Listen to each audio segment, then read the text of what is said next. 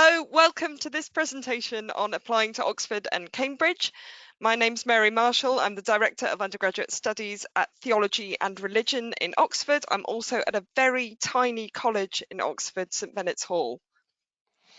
And my name is Dr. Paul Elliott, or Paul, and I'm the admissions tutor at Homerton College. And Homerton is one of the bigger and newer colleges at Cambridge. Okay, so why Oxford or Cambridge? Well, they're both top universities. We're not as adversarial as you might think. So even though, Mary, we did win the last boat race, but actually we do a lot of work together, a lot of widening participation work together, and we actually get on, believe it or not. But the thing is, you can only apply to one of us. You have to choose Oxford or Cambridge. And that decision should be based not upon which one is best, but more upon which course is the best one for you. So we run different courses in different subjects.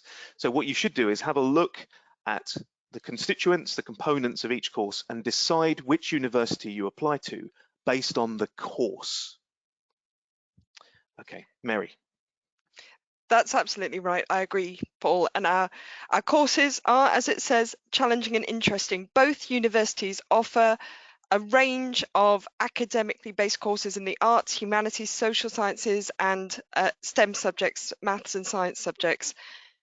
There are different options. So there are some courses available at Cambridge that are not available at Oxford, and vice versa. So to underline that point that's just been made.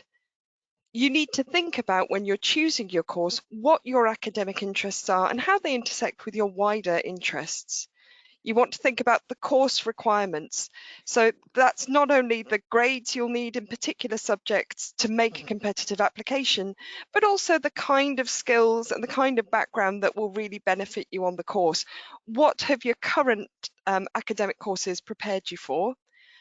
Take a look at the course structure, the way that it's set up, the things that you cover, and of course the way that it's assessed. Both Oxford and Cambridge use a variety of different methods of delivery. We teach in different ways, we examine at different times. Oxford and Cambridge traditionally have examined to quite different patterns. That's shifting now, but it's worth looking in the prospectus at how you're going to be examined, what's going to be taught when, and see which kind of course structure you're most comfortable with. And another thing to bear in mind, and we'll talk more about this later, is that the prospects you'll have as a graduate leaving either university, they are very good prospects. Think about the transferable skills that the course you choose is going to give you, what you're going to leave either university with to take into the big wide world.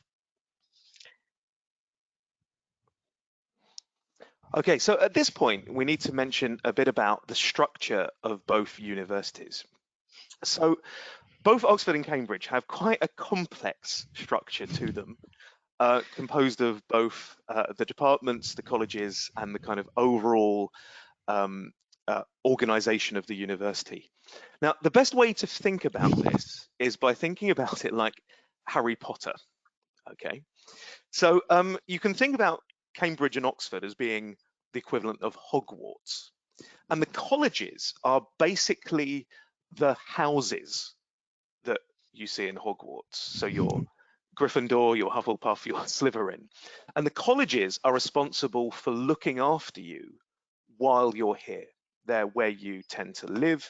They're where you often eat together in communal halls. You make many of your friends, certainly in the early years, within your colleges. And you also have tutors who look after you. The departments tend to run the lectures, they tend to run the practicals, and most of the teaching, apart from supervisions or tutorials, which we'll come to later.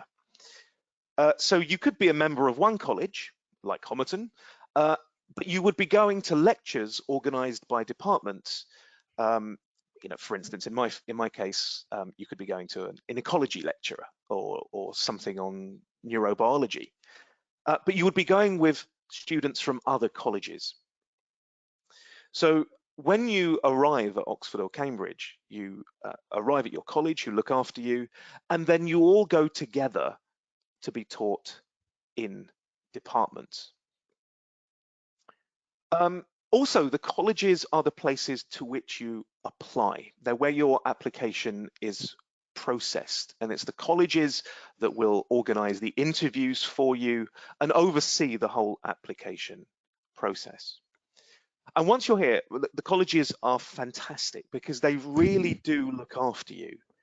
Cambridge and Oxford have this huge benefit of having, big teaching in terms of, you have, lectures with lots of people in and big practicals with amazing equipment, or, great seminars.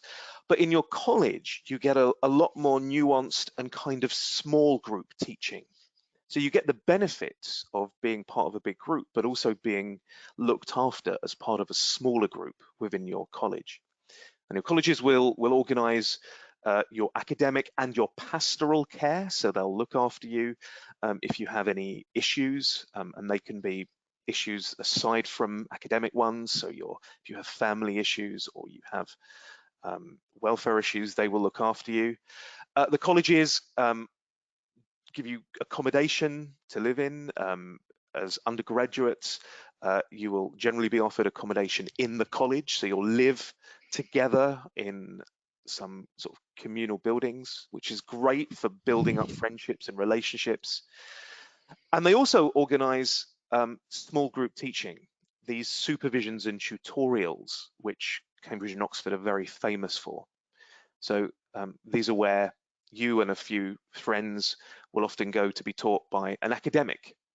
And it's just literally a couple of you and an academic, and you discuss the lectures in detail, and you really get a lot out of those. And also colleges give you facilities for academic study. So we've all got great libraries that you can go and relax in and do your work in, but also great Wi-Fi for all of us. And they basically provide everything that you need on your academic journey. Just to clarify, Paul, the Hogwarts sorting hat plays no role in admissions either at Oxford or Cambridge. That's correct, isn't it? That's I think absolutely it's correct. Yeah. I think it's fair to say, I think students would agree, and academics too, that whichever college ends up being your college is the college that you think is the best college in the world. So once you arrive in your college, that's the college you want to be at. But of course, if you're making your application, you might be thinking about choosing one. So one of the really important things to say is, if you don't want to choose, you don't have to. It is perfectly acceptable to make what is called an open application. That means that you apply to Oxford or to Cambridge, but you don't specify a preferred college. You don't get treated any differently. You are simply allocated a college to deal with your application, because you need a college to deal with your UCAS form. That's allocated to you by computer. You're not treated any differently. It is absolutely no disadvantage. So if you'd rather not choose, don't choose. But if you'd like to choose, make sure that you're making your choice based on the right kind of information. So the academic course that you will study, the exams that you will take, the facilities, the academic facilities, the labs, the lectures, the courses that you get to do, and the exams, they're the same regardless of what college you go to. The things that might be different are quite important in some respects. So not all colleges do all subjects. So do check on the websites first which colleges do your subject before you make your choice. Don't worry if you enter the wrong college by accident. Again, the computer sorts you out, but make your choice sensibly. Colleges differ by size, so some are very big and some are very small. That suits different people. Some people like something that's bustling, where you've got a degree of anonymity, like living in a city. Other people like that small village environment where everybody knows your name and everybody knows your business. The location of these colleges, some are right in the centre of Oxford and Cambridge, and some are right on the edge. Again, it's a personal preference. Where do you like to situate yourself? Where would you prefer to be? What do you like the look of? Aesthetics. Some colleges are old, some are very modern. They all have a different kind of feel and vibe and look to them. they have different facilities in terms of sports and music and things like that. And if that's going to be important to you, you might want to take a look at what's available there. And important to mention, some colleges have particular scholarships and bursaries that you might be eligible to apply for. That might be a big factor in your decision. But the course you will study is the same everywhere. You don't have to choose if you don't want to. All colleges will be able to supply you with some kind of accommodation, some kind of recreational space, what we call a junior common room or a junior combination room at JCR, some kind of library and study facilities, somewhere to eat, and somewhere to do your exercises, that kind of thing. So make sure that you're making your decisions based on the right kind of information, but enjoy browsing those colleges on the website and having a virtual look round and hopefully a real look round as well, and see what you make of them. Absolutely. And just to add, there are sometimes occasions where you won't actually get offered a place at your first choice of college, but at another one. So at Cambridge and Oxford, we have a kind of backup system whereby if your choice of college is full, but they think you're great, you could be taken by another college. And so you could actually end up at a different college. But what we always find is that whichever college you go to, the minute you set foot in the college, it is the best college automatically, and that is your college, and it will be for life actually. Colleges do look after you even after you've left. I'm still writing references for people that left 10 years ago, so, so Yes, yeah. I should also say as well that the analogy to Hogwarts, I should say that Cambridge and Oxford came first, of course, so we're not copying that. So absolutely. okay. Moving on. So in terms of a supportive academic environment, um, you're surrounded by people that love learning and love their subject. That's one of the biggest benefits of coming to Oxford and Cambridge. You can guarantee you will be talking to people who have an absolute desire to study your subject with passion. Um, I like to say that there are no nerds in Cambridge because everyone is a nerd in that sense. If you come here, it's because you love your subject and you want to study it and talk to each other. And really, the best aspect of support is that you give each other. But the colleges and the departments also offer a lot in terms of academic support. So you have your lectures, often in the mornings at Cambridge, and your lectures are given by some uh, of the top people in their field. You'll see some amazing names at both Cambridge and Oxford who are doing cutting edge research and are really just amazing. You'll also get given smaller group classes, seminars and practicals. And certainly in the sciences, we have really cutting edge equipment, and you get to do really hands-on subjects. And in the arts, you get just incredible discussions in our seminars, where you're talking to each other and to the academics. One of the biggest benefits of Cambridge and Oxford, though, are the small group teaching sessions that I mentioned earlier, the supervisions, as we call them in Cambridge, and the tutorials in Oxford. And these are just amazing ways of learning. Remember, just a couple of you students with an academic discussing the lectures. Now, that may sound horrible to you. It may sound like, really scary, but by the time you're, certainly as you're progressing through your career at the universities, they are so valuable because they enable you to ask questions about things you're not sure about. They also enable us to kind of probe your knowledge further to get you to a deeper level of understanding. And it's just a great way of learning. It also means, and just a note of caution, it means you can't go to lectures and then forget about them until the exams, because you will be asked about them and you will have to talk about them relatively soon after they've happened. And that really does maintain a high level of learning. It is quite intensive though. It does mean you need to keep on working solidly. But I would also argue that it's also great value for money as well, because you get such, intensity of teaching. You will have time for independent study, and whichever subject you do, we want you to work independently to push your studies further. So you will have to write essays every week to do extra reading. That's part and parcel of a Cambridge degree. In terms of overseeing your progress, there are kind of two main people that look after you. You have your Director of Studies, of which I'm one for biology at Homerton, and it's our job to really look after your academic progress. So we meet you regularly. We'll also organise some social events to make sure that you're bonding as a sort of a group of you within the college. And we'll just basically check how you're doing. And if you have any issues, if you have any needs, we'll be there to help. And so part of my role in the past has been, as I say, writing lots of references, encouraging people to apply for internships, but also flagging up to departments if students are having issues with various aspects of the course, not through any kind of criticism, but just to make sure you have the support that you need academically. And then in parallel to that, you have your tutor who oversees your welfare.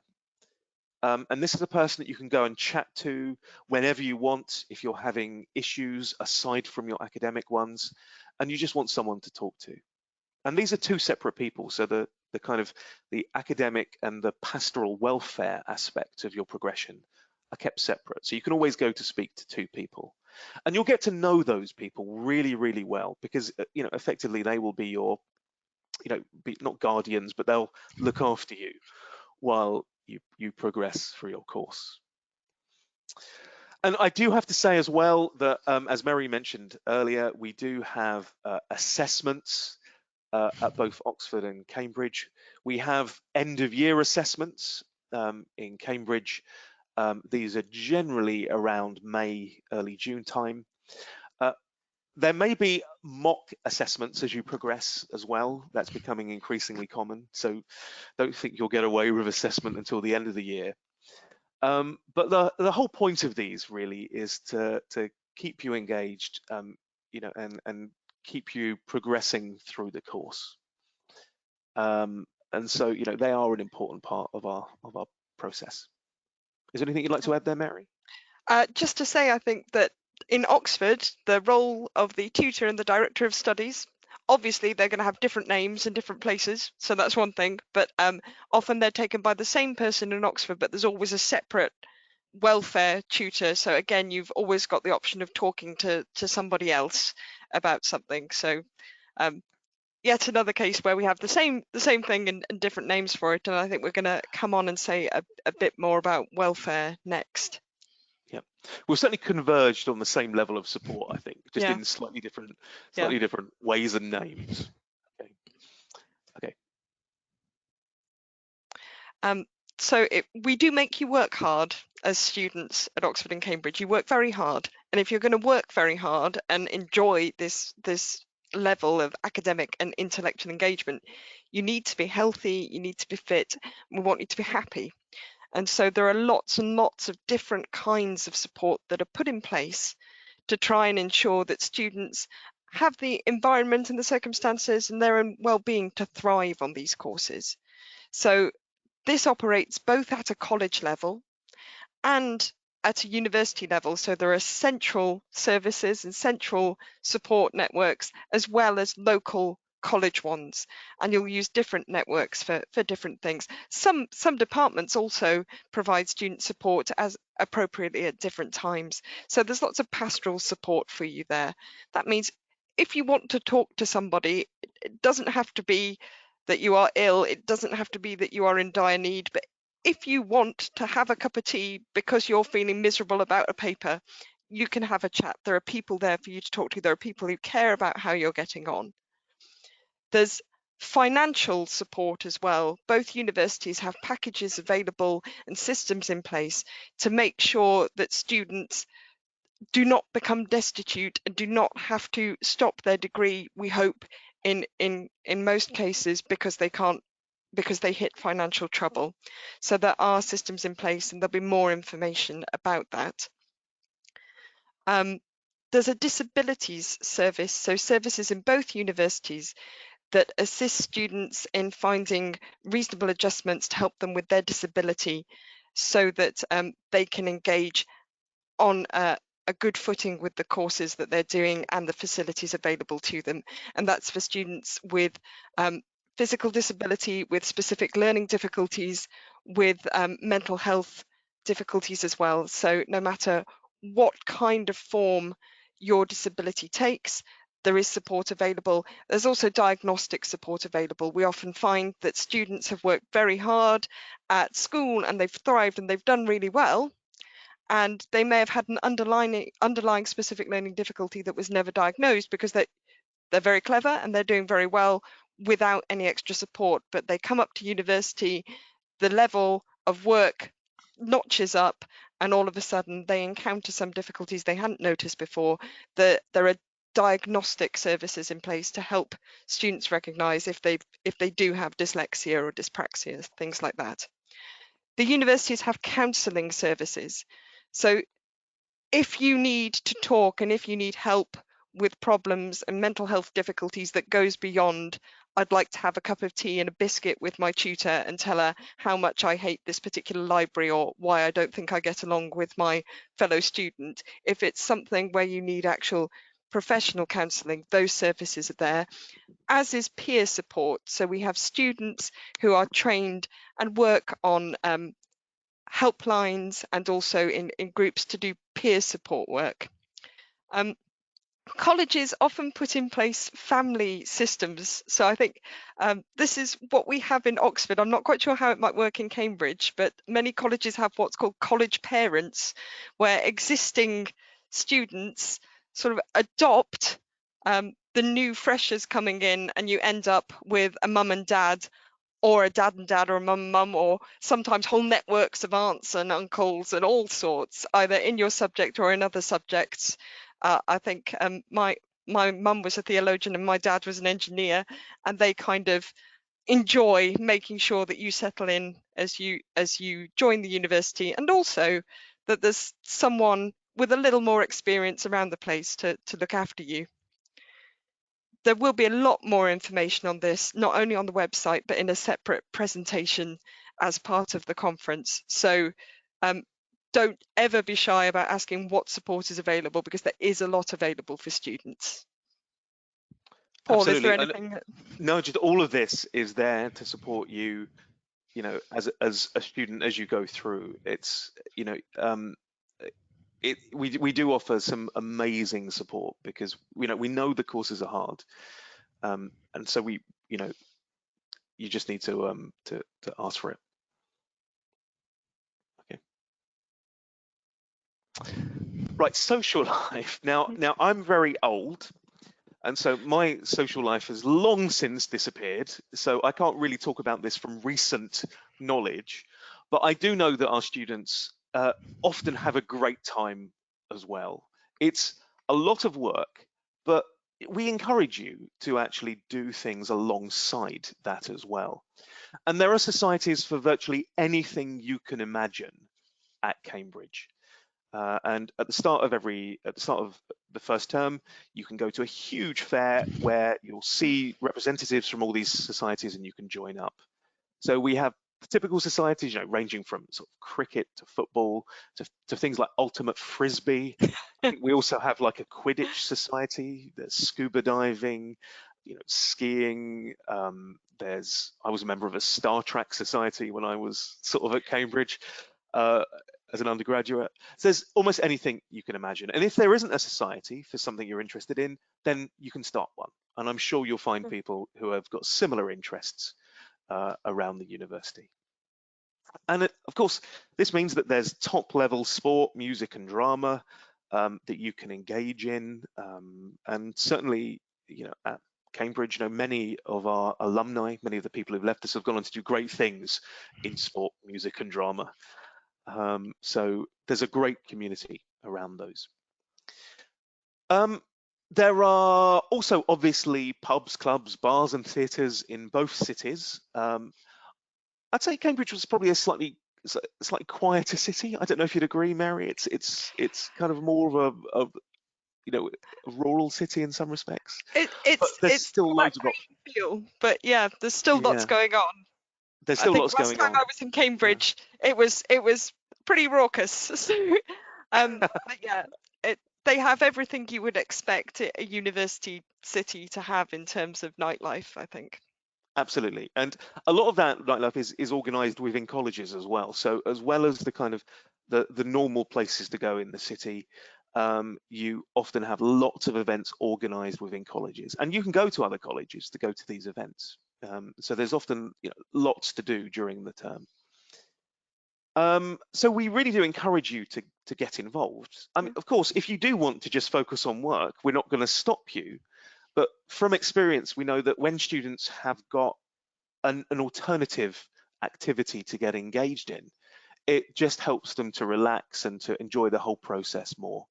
And of course, it's great if you can become part of the community by doing things like sports and music and drama in these societies, because you'll have so many more people to speak to and you'll get to meet so many more interesting people. So it's really about finding a good work-life balance. It's a lot of work. We're not pretending it isn't, but there's certainly opportunities to do lots of social activities as well. Our only concern is if the social side starts to kind of outbalance the kind of, the work side. But certainly finding the balance is really important. Yeah, I think it's worth saying that it's also a situation where you can take up something new or do something badly. So I think Oxford and Cambridge have such a reputation for excellence that people think, oh, I can only play tennis if I'm Novak Djokovic, and I can only join an orchestra if I'm concert standard.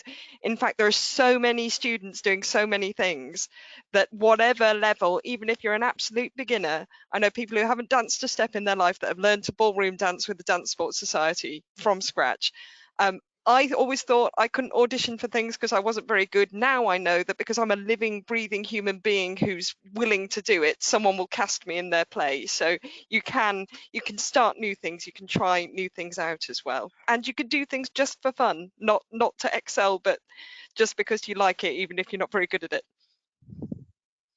Absolutely. So I got involved in swimming, even though I'm a pretty rubbish swimmer. But so you can do it at every level. It's Yeah. not just the top level. Okay. And to come back to something I mentioned earlier, once you have completed your degree and left Oxford and Cambridge, what are you taking away with you? What are your prospects in the wider world?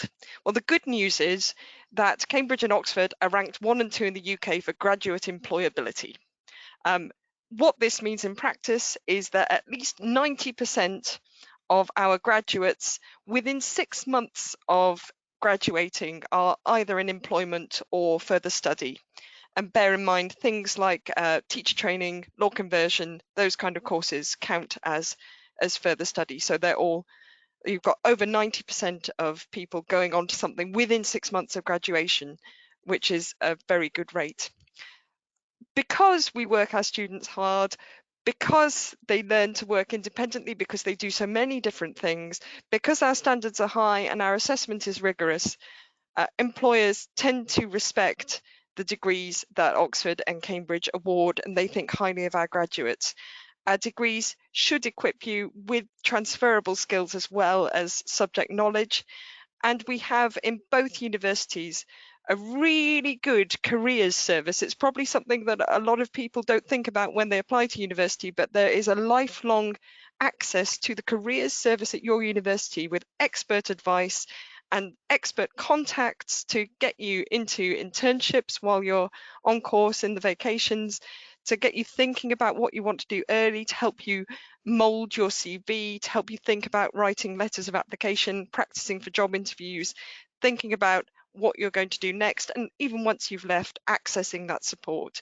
So as a graduate from Oxford or Cambridge, things are looking pretty good for you, regardless of what the climate is like.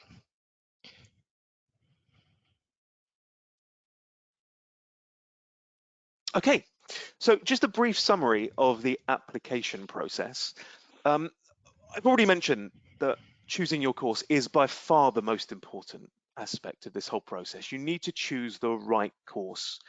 If it's not the right course, you could find it very difficult because you're going to be immersed in it for 3, sometimes 4 years. So you've got to choose the right one. So do your research.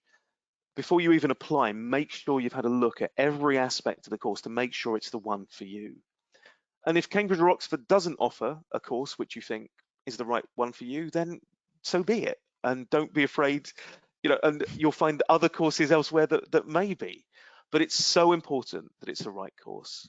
And every year we find students who join us who maybe didn't choose the right course because of external pressures from various different sources, and they can find it really tough because you have to love your subject. So that's the most important part.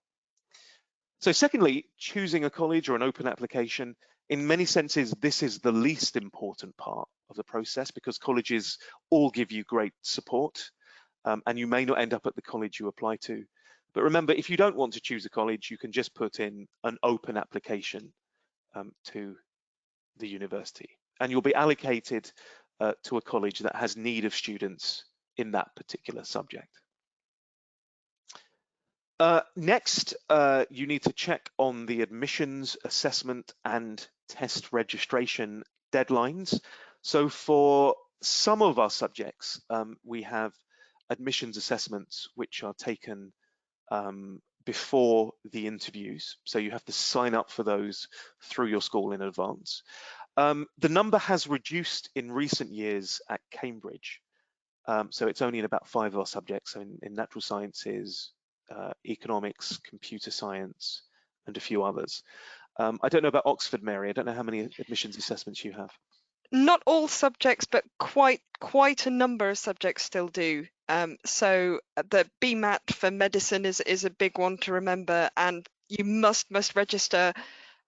It's the same deadline as the UCAS deadline, and you can't register late. So it's really important that you check up before you submit your UCAS form.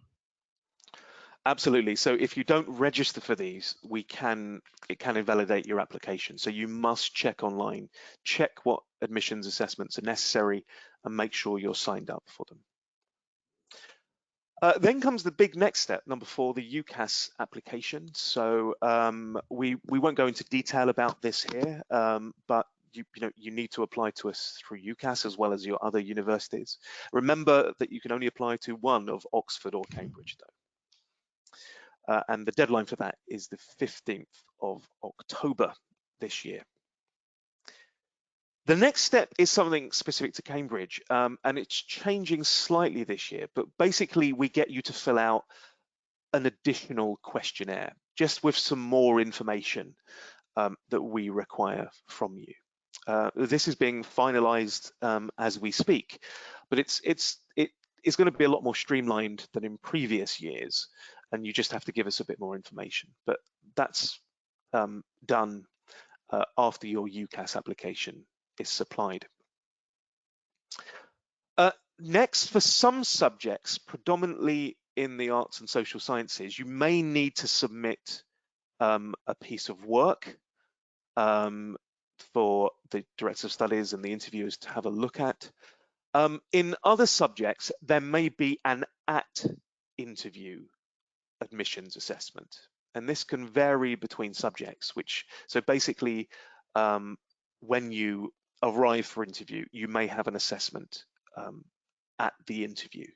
But again, it's very subject specific, so I won't go into detail here, but have a look at your particular subject at the particular university online, and it will outline the kind of assessments that you might need to do, whether a pre-interview assessment or an at-interview assessment. And it will also outline any work that you need to submit. Then following that, you may be invited to interview. And both universities invite the majority of their applicants to interview. We try to interview as many people as we can with the resources that we have. And we make decisions about whether to interview based on the whole application and not just sort of individual elements. But again, I think there are going to be other sort of discussions about what you need to do at interview.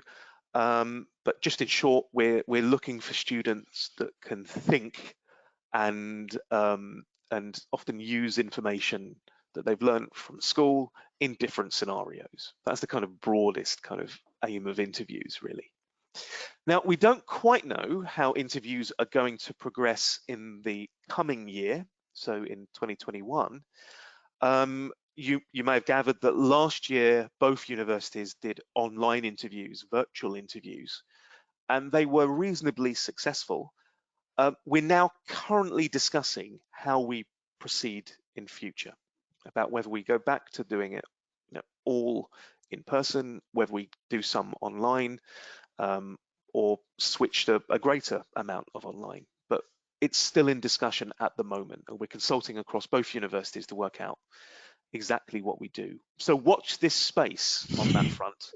And I'm sorry I can't give you a full description yet, but we are discussing how to proceed with interviews in the future.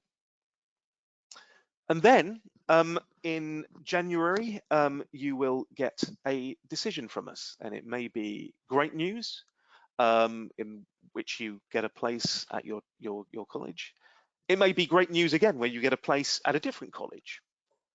Or it may be disappointing news and you haven't got a place.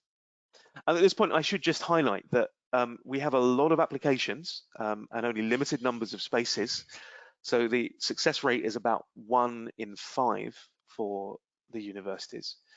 And so there are always disappointed students, and it's the hardest part of our job, isn't it, Mary? Having to disappoint some students. Yeah. But what I would say is if you are considering applying to Oxford or Cambridge, then you are clearly one of the top students in the country. And you should be very proud to make an application. And just because you don't get an offer doesn't diminish your achievements, in any way. And you will be going to a great university. So what I'm saying is don't let it put you off the kind of, the success rate. Because at the end of the day, if you don't apply, there's no chance that you can come to either university. Yeah. So so so there is a 1 in 5 success rate, but don't let that put you off. Okay. So if this presentation has really whetted your appetite for more, you can find out more, and there is lots and lots more information online. The prospectuses for both universities are available. Well, Oxford's is now an online prospectus. Is that true of Cambridge as well, Paul? It's on the website. I believe so. Yes, so we are green and environmentally friendly and constantly updating information. Go to the admissions portions of the websites, which are, and I'll read them out, www.cam.ac.uk/apply, or for Oxford, www.ox.ac.uk/apply. Go to those websites. It's a big online prospectus, more information than you even knew you wanted, but all of it is useful. So browse through there, colleges, courses, support, tips for application, everything is there. Open days and events. It's a tricky one to promote this year because, as Paula said, we don't know how 2021 is going to shape up yet. But whether we do it virtually, as we are at the moment, or whether we do it in person, there will be open days at both universities. Those are probably virtual because they're very big events, but other events available and advertised through those websites, that some of them, hopefully later in the year, might even be in person and in Oxford and Cambridge, but certainly there's lots and lots of virtual events and webinars and online presentations like this for you to benefit from. And you can contact the admissions officers at either university. Again, go to the contact details on those two websites. One thing to remember is no one in either university is ever sorry to receive an email or some kind of contact from a prospective applicant. You are the most desirable people to receive an email from. If you've got a question, if you've got a concern, don't sit there and wonder about it yourself. Ask the question, because someone will be desperate to reply to you. So do get in touch, contact the admissions officers, and they'll be able to give you answers to the questions that you have. Absolutely. And so just to finish, don't forget you can watch other pre-recorded presentations on making a competitive application. So, making a strong application to either university, on student experience, student support.